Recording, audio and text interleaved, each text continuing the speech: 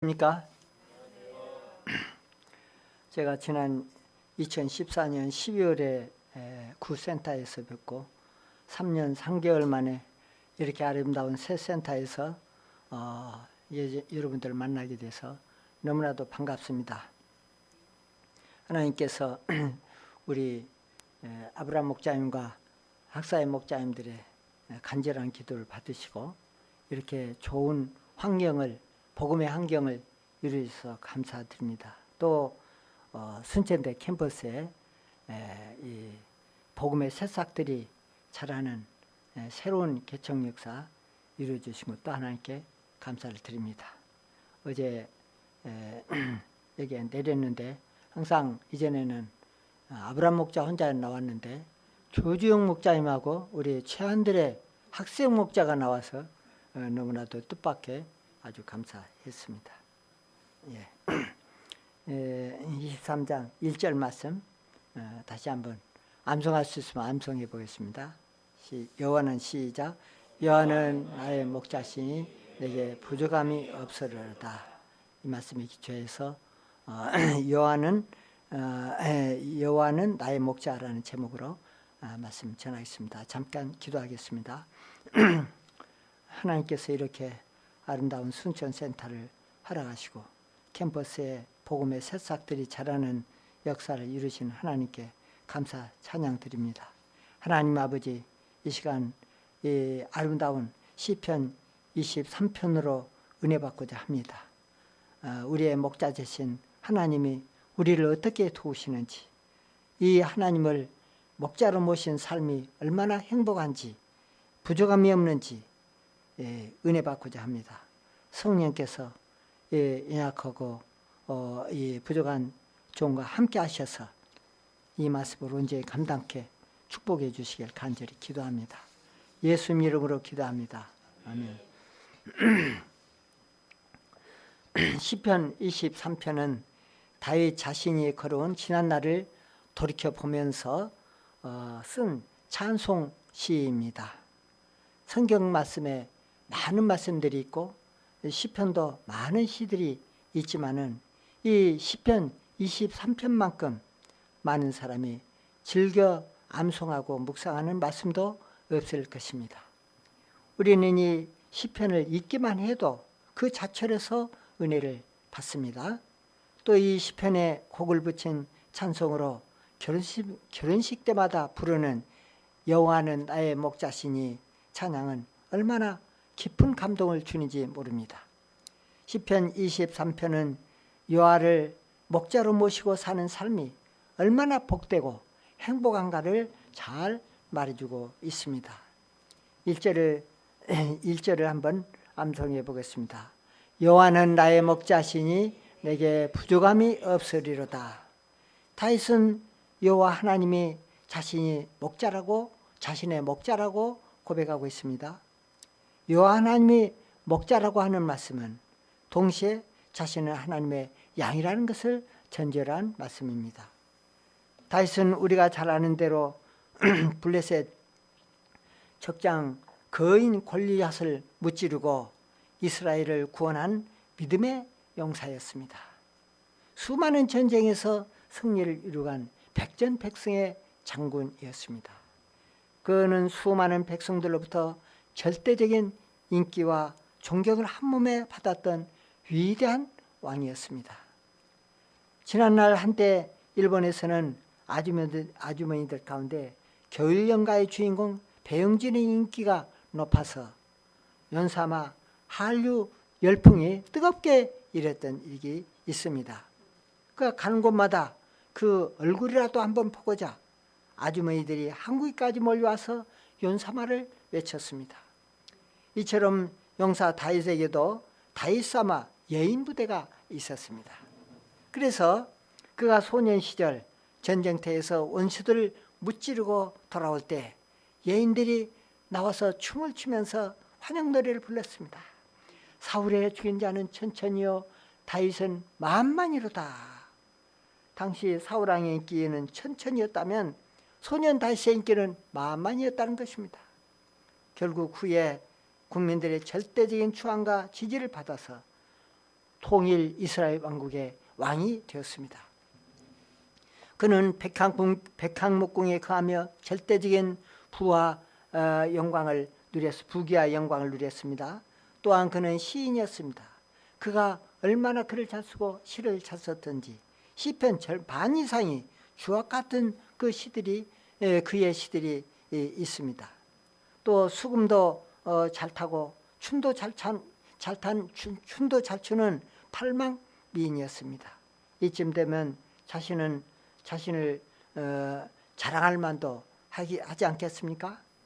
나는 왕위로 부귀 영화를 누렸으니 내게 부족함이 없으리로다. 나는 이스라엘 전쟁 영웅이니 내게 부족함이 없으리로다. 나는 하프도 잘 켜고 춤도 잘 추는 예능 스타요 시도 잘 쓰는 명시인이니 내게 부족함이 없으리로다. 천부적인 문학적 재능도 뛰어나고 그러니 부족함이 없다고 했을 것 같습니다. 나는 백성들의 존경과 사랑을 이렇게 한 몸에 받고 있으니 부족함이 없으리로다. 이렇게 자랑을 해야 할 것 같습니다. 그러나 다윗은 그렇게 말하지 않았습니다. 여호와는 나의 목자시오 나는 그분의 양이니 내가 부족함이 없으리로다. 이렇게 고백했습니다. 부족함이 없다는 말은 행복하다는 말입니다. 우리는 이 말씀을 통해서 볼 때 사람이 무엇을 나의 의지의 대상, 즉 목자로 삼고 사는가에 따라서 그 인생이 완전히 달라진다는 것을 배울 수가 있습니다. 사무엘서에 나오는 사울왕은 이스라엘의 초대 왕으로 택함을 받았습니다. 그에게는 왕의 부귀와 권세와 영광이 있었습니다. 그러나 그 인생은 한순간도 마음의 만족이나 평안이나 행복이 없었습니다. 왜 그랬습니까? 이는 자기 자신이 인생의 주인이요 왕이 되어서 자기 뜻대로 자기 마음대로 인생을 살았기 때문이었습니다. 그는 왕권에 대한 권세에게 사로잡혀서 다윗에게 왕위를 빼앗기지 않을까 항상 불안하고 두려웠습니다. 마음의 만족과 행복이 없었습니다. 이 두 사람은 다 똑같이 이스라엘 왕이었는데 왜 한 사람은 부족함이 없었고 다른 한 사람은 항상 불안하고 초조 가운데 쫓기는 삶을 산 것입니까? 그것은 바로 자신의 삶의 주인을 누구로 삼았는가의 차이인 것입니다. 우리는 자기 자신이 인생의 주인이 돼서 자기 마음대로 자기 뜻대로 열심히 노력해서 성공만 하면 행복하고 부족함이 없을 것 같습니다. 그러나 그렇지 않습니다. 사울은 그 뜻대로 성공하여 왕이 되었지만 그가 하는 일마다 꼬이고 자기 스스로 함정에 빠지게 되었습니다. 반면 다윗은 자신이 여호와 하나님의 양이라는 것을 깊이 인정하고 매사에 그분을 믿고 의지하고 때마다 그분께 나아가 물었습니다. 그리고 하나님의 뜻과 방향에 온전히 순종했습니다. 우리가 신앙생활을 하면서 이처럼 하나님께 온전히 순종하여 믿음으로 살면 망할 것 같은데 나중에 보면 그 사람들이 다 잘 되어 있습니다. 우리 광주 제1부에 가면은 초창기부터 저와 동역을 해서 하나님께 헌신한 목자들이 있습니다. 그분들이 지금 다 잘 되어 있어요. 아들이 하버드대를 안 나온가, 외국 와서 의사가 되지 않는가, 카이스트를 나와서 얻지 않는가. 이 다 나는 저 사람들이 이렇게 바치고 헌금하고 어떻게 살 것인가 했는데 우리 이미상 목자는 집을 팔아서 1,000만 원을 헌금을 했는데 막 욕 얻어먹었습니다. 그런데 지금 선교사로 카나다 선교사로 가서 교수 목자가 되었고 교수 국민학교 선생이 아들이 카이스트를 나와서 연구소에 근무하고 우리 박두브라 사모님 얼마나 충성했습니까? 아들이 하버드를 나와서요 교수 목자로 살고 있어요. 우리 다윗 목자 아들은 또 의사가 돼가지고 뉴질랜드 의사한다 보다든가 호주 이 다 말할 수가 없습니다. 저 사람들이 어떻게 살까 그런데 다 하나님께서 또 보시고 축복해 주셔서 이렇게 말씀대로 살면 꼭 망할 것 같은데 그렇지 않고 잘 되는 것을 내가 봤습니다. 무엇보다도 그 마음에 항상 부족함이 없음을 느끼게 됩니다. 이는 마치 어린아이가 엄마 품에 안겨 있기만 하면 부족함이 없는 것과 같습니다. 어린아이에게 좋은 장난감이 산더미처럼 쌓여있고 재미있는 게임기가 있고 왕자 옷, 공주 드레스 등 질비하게 있다 할지라도 엄마가 없으면 어떻게 되겠습니까? 그것들이 아무리 많아도 엄마가 없으면 마음에 만족과 평안과 기쁨이 없는 것입니다. 마찬가지로 우리 인생도 다른 거 다 있어도 내 마음에 하나님이 없으면 어떻게 되겠습니까? 니고데모처럼 많은 학식과 명예를 가졌다 할지라도, 그리고 삭개오처럼 많은 재산을 소유했다 할지라도 그 마음에 하나님이 없으면 외롭고 허무하고 답답한 인생을 살아갈 수밖에 없는 것입니다. 오늘날 현대인들은 물질적으로 얼마나 가진 것들이 많습니까? TV, 냉장고, 컴퓨터, 스마트폰, 자가용, 신용카드, 전기밥통, 가스레인지 없는 것이 없는 것 같습니다. 이전에 비하면 우리가 얼마나 풍요롭게 살고 있습니까? 그런데 왜 사람들은 항상 마음에 부족함을 느끼며 살아갑니까? 끄떡하면 퇴마하고 이혼하고 자살한 자가 해마다 늘어나고 있습니다. 이는 그 마음에 하나님이 없기 때문인 것입니다. 여호와 하나님을 나의 목자로 모시지 않고 그분의 인도하심을 따라 살지 않기 때문입니다. 하나님을 믿는다고 하면서도 하나님께 나아가 기도하고 하나님의 주권을 인정하고 그분의 말씀에 순종하며 사는 것이 아니라 자기 생각과 자기 계획과 자기 욕심을 앞세우며 살아가기 때문인 것입니다. 다시 1절을 읽어보겠습니다. 요한 시작. 여호와는 나의 목자시니 내가 부족함이 없으리로다. 하나님이 우리 인생의 목자가 되십니다. 하나님이 우리 인생의 주인이 되시고 인도자가 되시고 보호자가 되시고 방패와 상급이 되신 줄로 믿습니다. 그리고 우리는 그분의 양입니다. 내가 아무리 양과 같이 무지하고 연약하고 허물과 죄가 많을지라도 이런 자신을 깊이 인정하고 여호와 하나님을 내 인생의 목자로 모시고 의지하고 인자하심을 받아 살아갈 때 우리 마음에는 진정으로 풍성한 인생, 부족함이 없는 인생, 참으로 행복하고 감사와 충만한 인생을 살게 되는 것입니다. 우리가 지난 17년 한 해를 한번 돌이켜 봅시다. 나는 과연 나의 목자 되신 여호와 하나님을 온전히 믿고 의지하고 그분의 음성에 귀를 기울여 듣고 말씀에 순종하여 하루하루를 오기에 힘썼는가?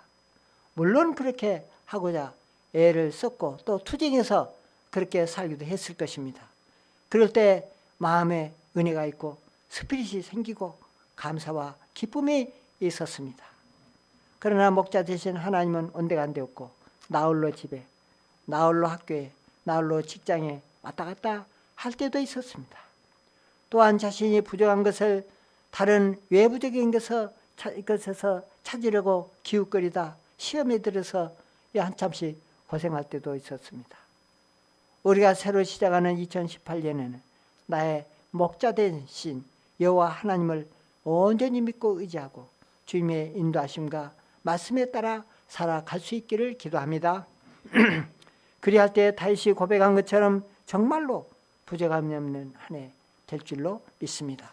그러면 구체적으로 다윗은 여호와 하나님을 목자로 모시고 살았을 때 자신의 인생을 어떻게 축복하셨다고 고백하고 있습니까? 첫째, 하나님께서 그 영혼을 소생시켜 주셨습니다. 2, 3절을 같이 읽어보겠습니다. 시작. 그가 나를 푸른 초장에 누이시고 쉴만한 물가로 인도하시는 도다. 내 영혼을 소생시키시고 자기 이름을 위하여 의의 길로 인도하시는 도다. 양들이 가장 원하는 것이 무엇입니까? 맛있고 풍성한 꼴과 목마를 때 마실 수 있는 푸른 초장, 시원한 물가로 인도해 주시는 것입니다. 저는 이전에 네덜란드에서 있었던 유럽 수양에 참석한 적이 있었습니다. 수양관 주변에 넓은 드넓은 초원에 양떼들이 평화롭게 마음껏 풀을 뜯어먹고 강가에서 물을 마시며 놓이는 것을 볼 수가 있었습니다. 그 양들은 토실토실 살이 쪄서 보기만 해도 행복해 보였습니다.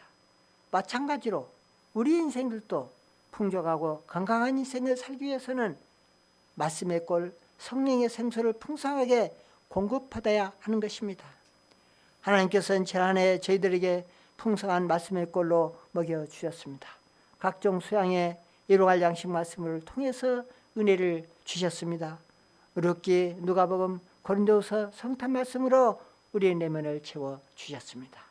우리가 새벽마다 그리고 개인 기도 시간에 하나님께 나아가 부르짖으며 기도했을 때 주님께서 우리 마음의 근심 걱정 문제들을 해결해 주시고 우리 영혼에 성령 충만케 해 주셨습니다.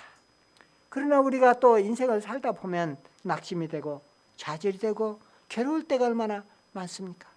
사람들과 인간적인 갈등 문제로 내면에 상처를 받고 힘들어하기도 합니다.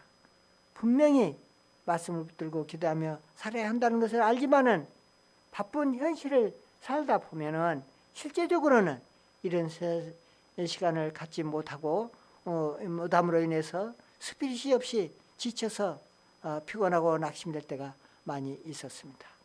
자기도 모르는 사이에 한눈 팔다가 시험에 들어 죄를 짓기도 합니다. 센터 오기도 목자인 보기도 부담스럽습니다. 이것이 길어지면 영적 침체에 빠지기도 합니다. 경제에만 침체기가 있는 것이 아니라 신앙에도 영적 침체기가 있습니다. 그러나 주님께서는 이런 우리를 자격 없다고 버려두지 않으십니다. 우리가 근본적으로 무지하고 연약하고 세상에 흐는 발길을 잘하는 양이라는 것을 깊이 이해하시고 우리를 또다시 말씀의 세계, 성령의 세계로 인도해 주십니다. 이로써 우리 영혼을 소생시켜 주시고 의의 길로 인도해 주십니다. 내 영혼을 소생시키시며 의의 길로 인도하시는 도다. 이 말씀이 얼마나 힘이 되고 은혜가 되는지 모릅니다. 세상 사람들은 주로 마음이 힘들면 스트레스가 쌓이면 술로서 그 문제를 풀고자 합니다. 그러나 술은 우리 영혼을 소생시켜 주지 못합니다. 더욱더 깊은 침체에 빠지고 더 큰 문제는 이 술을 마심으로 인해서 죄의 길로 인도된다는 것입니다. 하지만 이처럼 응급 환자와 같고 인생 실패자요 부상명과 같은 우리들 주님께서 말씀의 꼴과 성령의 생수로 소생시키시고 우리를 의의 길로 인도해 주십니다. 이는 마치 말라 죽어가던 나무에 물을 주고 거름을 주고 소생시켜 주어서 파릇파릇 새싹이 나게 해 주는 것과 같습니다. 지난해 하나님께서 제게 10월부터 한 학사목자님을 보내주셔서 돕고 있습니다. 그는 직장생활과 부부간의 갈등 문제로 우울증에 시달리며 고통을 하다 내면이 마르고 삭막해서 기쁨도 웃음도 없이 몇 년을 살아왔습니다. 그가 주말이면 경기도 시흥에서 유성까지 1시간 40분 운전해 와서 저와 여러 시간 말씀을 공부하고 예배를 보고 가는 가운데 그 마른 심령이 치료되고 건강하게 되어 직장생활을 승리하고 신앙생활을 새 출발하고 있어서 하나님께 감사합니다. 들으니 우리 순천센터에는 지난해 새벽 시간에 양들이 센터를 나와서 일용을 먹고 기도한 가운데 생명의 꼴, 성령의 생수로 심령이 소생하고 믿음의 길, 의의 길로 인도하심을 받아서 힘차게 걸어간다는 역사가 있다고 하여 하나님께 감사를 드립니다. 이 얼마나 기쁘고 감사한 일입니까? 금년에도 계속해서 이러한 말씀과 성령의 역사로 영원히 소생하고 의의 길로 인도되는 역사를 힘차게 이루어 주시길 간절히 기도합니다. 둘째, 하나님께서는 사망의 음침한 골짜기에 다닐지라도 우리와 동행하시며 우리를 안위해 주십니다. 4절을 함께 읽어보겠습니다. 시작. 내가 사망의 음침한 골짜기로 다닐지라도 해를 두려워하지 않을 것은 주님께서 나와 함께 하심이라. 주의 지팡이와 막대기가 나를 안위하시나이다. 우리는 인생을 살아가면서 항상 푸른 초장에 여호와의 물든 동산 같은 평화로운 길, 꽃길 인생의 길만 걸어가고 싶습니다. 그러나 막상 인생을 살다 보면 그렇게 되지 않습니다. 맑고 좋은 양지로 갈 때도 있지만 어둡고 캄캄한 길, 험한 가스밭길, 사망의 음침한 골짜기를 지나야 할 때도 있습니다. 때로는 우리의 죄악 때문에 사망의 음침한 골짜기로 지나기도 합니다. 또 어떤 때는 나의 죄와는 전혀 무관하게 나의 잘못한 것도 없는데 인생의 시련과 환난을 당하여서 사망의 음침한 골짜기로 지나기도 합니다. 또 예기치 않은 사고와 질병 등으로 인하여 사망의 음침한 골짜기를 지날 때도 있습니다. 다윗은 우리아의 아내 밧세바를 범함으로써 자신의 죄 때문에 목이 조여오는 것 같은 죽음의 고통을 맛봐야 했습니다. 또한 사울의 시기를 받아서 10년이 넘게 생사를 건 도피 생활을 하기도 했습니다. 그 아들 압살롬의 반역으로 인해서 맨발로 야반도주를 해야 했던 위험한 그 때를 겪기도 했습니다. 배다른 자식들이 서로 문제를 일으키고 죽고 죽이는 참사를 겪어야 할 때도 있었습니다. 다윗은 자신이 이러한 삶의 순간들을 사망의 골짜기로 표현을 하고 있습니다. 정말 우리가 살아가는 세상은 곳곳에 이런 어떤 위험과 환난과 고통이 기다리고 있는지 모르는 위험한 고기와도 같습니다. 그래서 어떤 사람은 우리 인생을 소가 외나무로 다리를 걷는 것 같다고 했습니다. 실제로 한자의 그 날생자는 소우자 밑에 작대기 하나를 그어 놓았습니다. 이는 소가 외나무 다리를 건너는 것으로 표현되어 있습니다. 소가 외나무 다리 걷는 것 얼마나 어렵고 위험한 것입니까? 우리 인생 하루하루가 이처럼 아슬아슬한 것입니다. 언제 핵전쟁이 터질지, 언제 교통사고, 선박사고 당할지, 지진이 날지 화재가 날지 모릅니다. 언제 또 제2 경제 위기가 올지, 언제 실직을 당할지, 언제 예기치 못한 질병에 걸릴지 아무도 모르는 것입니다. 지난달 20일 서울 종로구 서울장려원에서 발생한 방화로 인해서 숨진 6명 중에 어머니 박모 씨와 예쁜 두 딸이 있었습니다. 남편 이모 씨는 수도권에서 일을 하다가 새 모녀를 데리고 고향인 장흥으로 귀농을 해서 열심히 목공일을 하며 가족을 부양하는 착한 가장이었고 그 가정은 참으로 행복했습니다. 새 모녀는 귀향 후 4년 만에 서울 구경을 간다고 여행을 떠난데 그것이 마지막 여행이 되었다는 것입니다. 이 소식을 전해들은 주민들은 너도나도 너무나도 안타까운 마음을 금치 못했다고 했습니다. 이처럼 힘든 인생을 살아가면서 우리가 어떻게 해를 두려워하지 않을 수 있겠습니까? 다윗은 말합니다. 주께서 나와 함께 하심이라. 주의 지팡이가 막대기가 나를 안위하시나이다. 다윗이 사망의 음침한 길을 걸어갈 때 해를 두려워하지 않는 것은 주께서 그와 함께 하시기 때문이었습니다.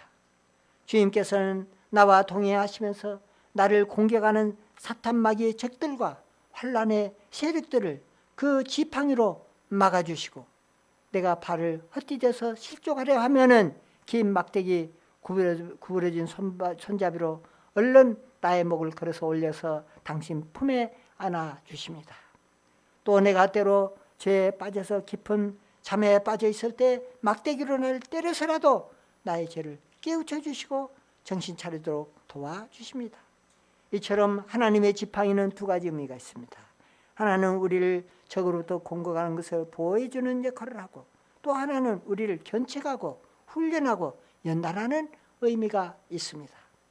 이 주님께서 내 생명을 보호해 주시고 이 주님께서 나를 연단해 주시고 이 주님께서 항상 나와 함께 하시기 때문에 우리는 두려워할 필요가 없는 것입니다. 우리가 그렇게 생각합니다. 하나님께서 우리를 사랑하신다면 아예 사망의 음침한 골짜기가 아니라 항상 햇볕이 내리쬐는 양지로만 인도해 주셔야지, 푸른 초장, 항상 푸른 초장 쉴만한 물가로만 인도해야지 왜 사망의 음침한 골짜기로 가도록 가만히 두고 보시는가? 저는 하나님의 사랑을 의심하고 하나님께 소홀히 한 마음을 품고 있는 사람들이 있습니다. 그러나 우리 주님께서는 우리가 항상 풍요롭고 좋은 환경으로만, 아름다운 꽃길로만 인도하시지 않습니다.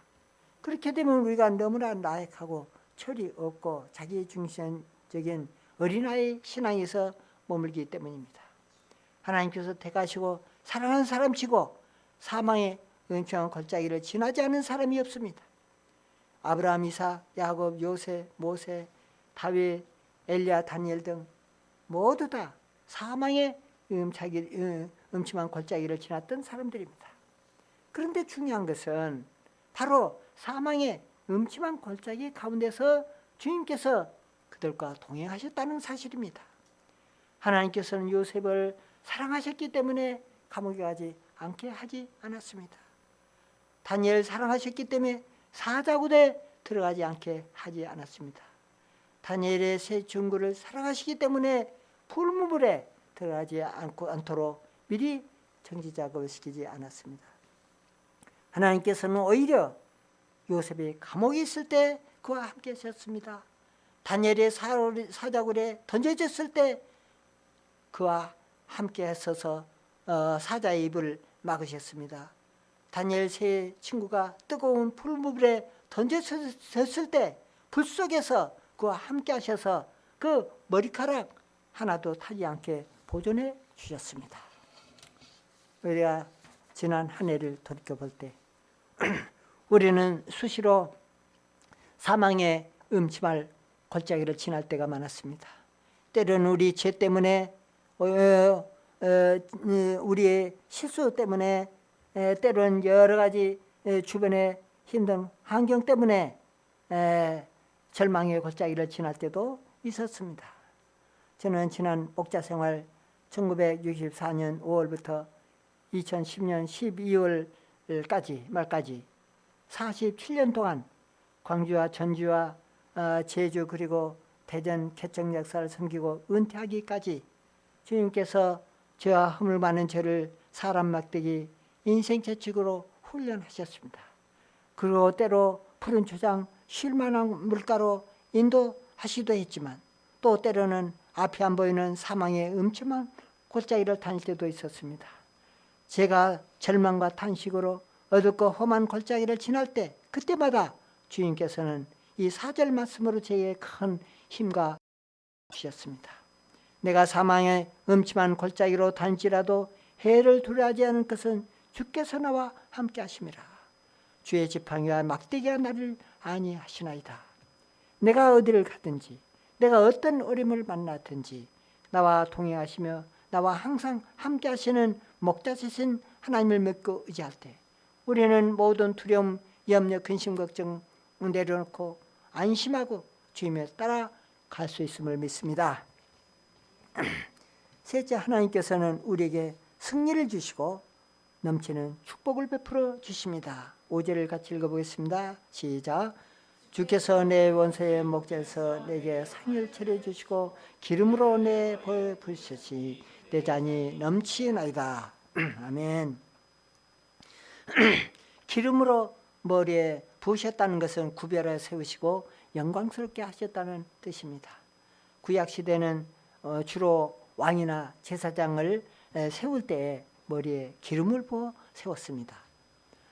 그런데 하나님께서는 원수의 목전에서 상을 차려주시고 기름으로 바르사 우리의 잔이 넘치도록 축복해 주신다는 말씀입니다.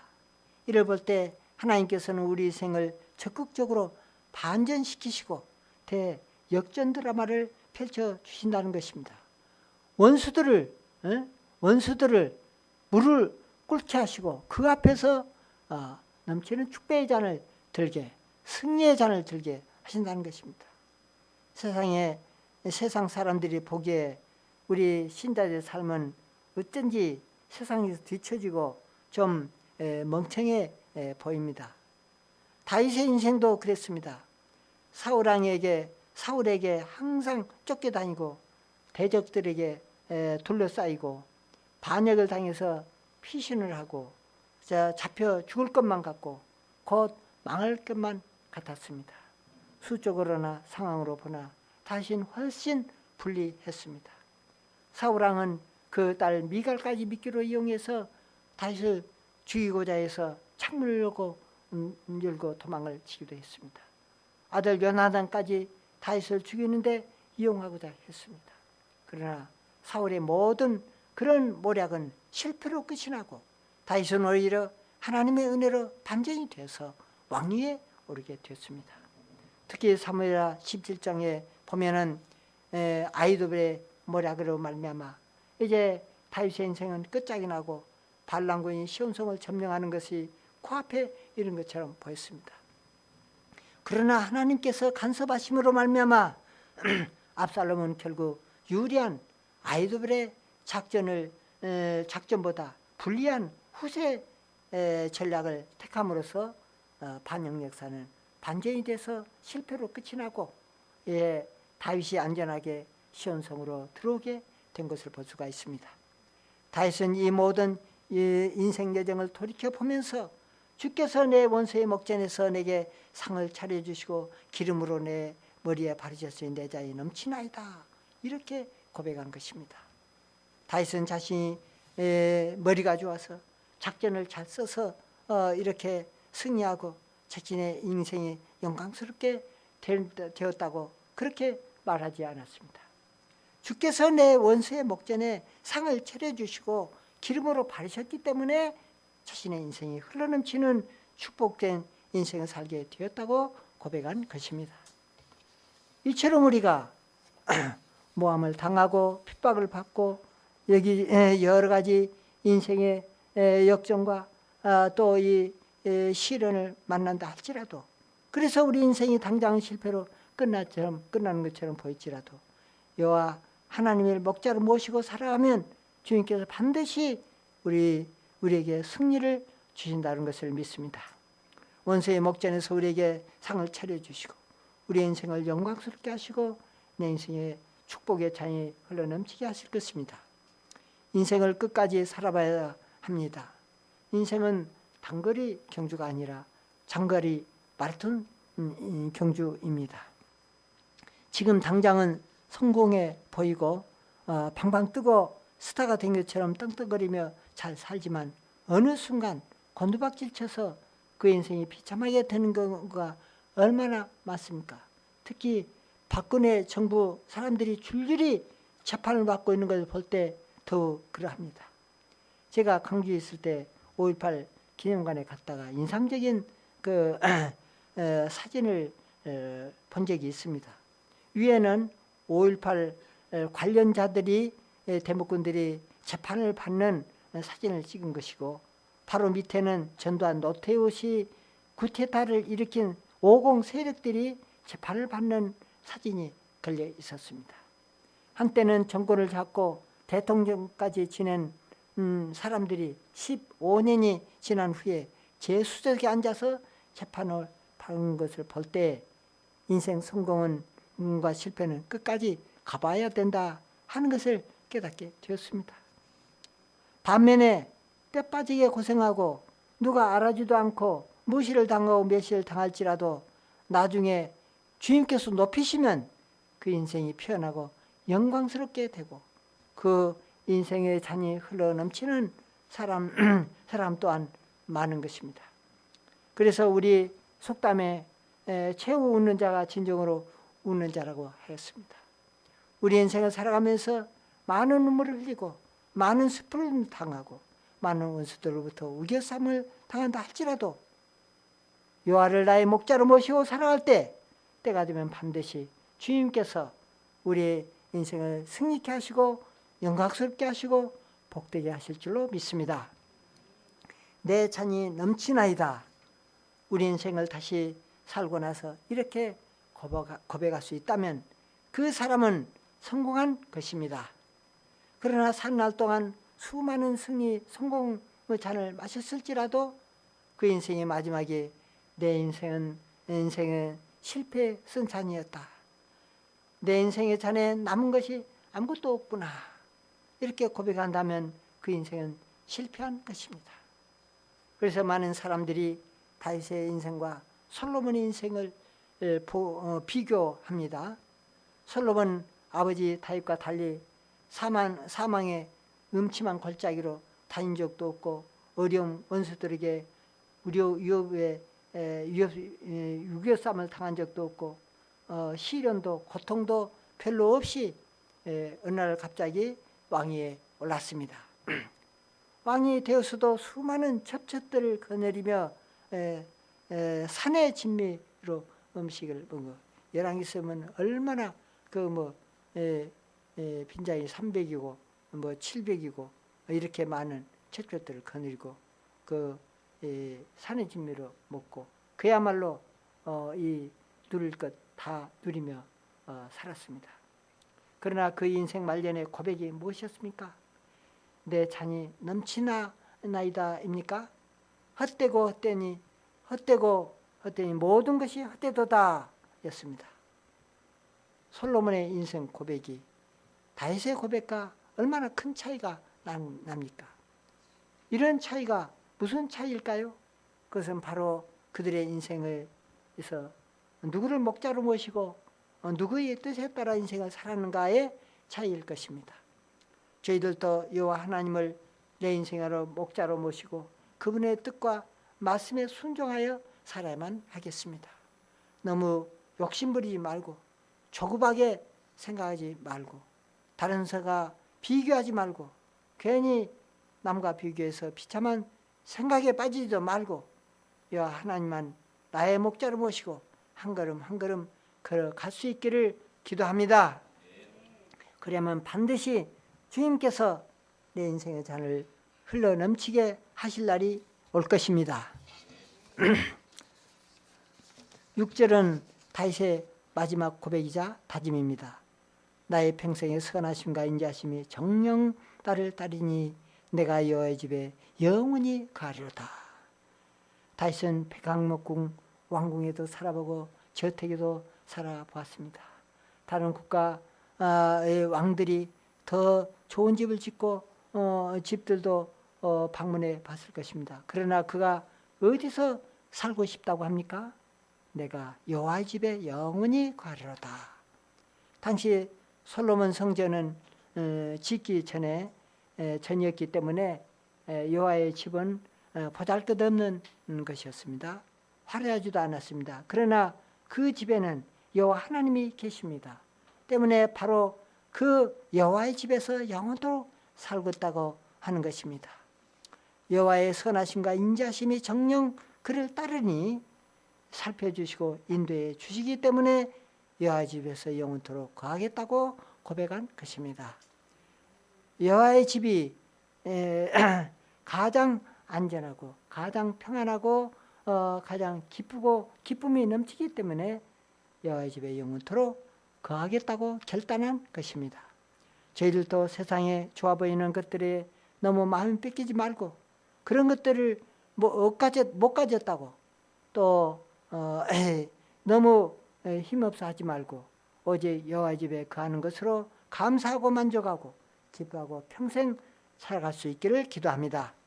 결론적으로 하나님께서 지난 17년 한 해 동안 우리 목자가 되어주시고 때마다 우리를 인도해 주시고 견책해 주시고 여행간에 풍성한 은혜 허락하신 은혜를 감사 찬양 드립니다. 우리의 목자 되신 하나님께서는 우리 개인뿐만 아니라 우리 수천센터 모임 가운데도 함께 하셔서 풍성한 은혜 주신 것을 감사합니다. 순천센터 이전 센터는 술집들이 질비해서 자리 잡고 있어서 주변 환경이 좋지 않아서 학생들이 오기를 꺼려했던 것 같습니다.